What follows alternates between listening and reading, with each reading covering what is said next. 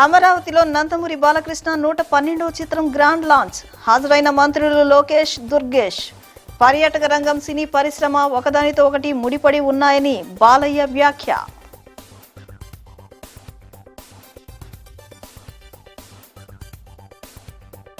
మంగళగిరి స్టేడియంలో సందడి చేసిన గ్లోబల్ స్టార్ రామ్ చరణ్. అభిమానుల్లో జోష్ నింపిన క్రికెట్ సంబరాలు.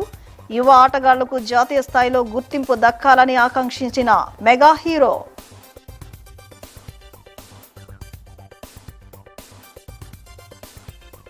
ప్రీ మెషన్స్ హాల్లో ఘనంగా జరిగిన బ్రదర్హుడ్ డే వేడుకలు. ఆపన్నులకు సహాయ హస్తమందిస్తున్న ప్రీ మెషన్స్ సేవలు ప్రశంసనీయమన్న మాజీ ప్రొఫెసర్ చంద్రశేఖరరావు.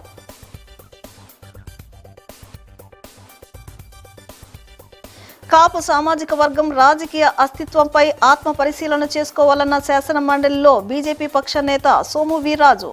పవన్ కళ్యాణ్ సమర్థవంతమైన నాయకత్వాన్ని ప్రదర్శిస్తున్నారని ప్రశంస.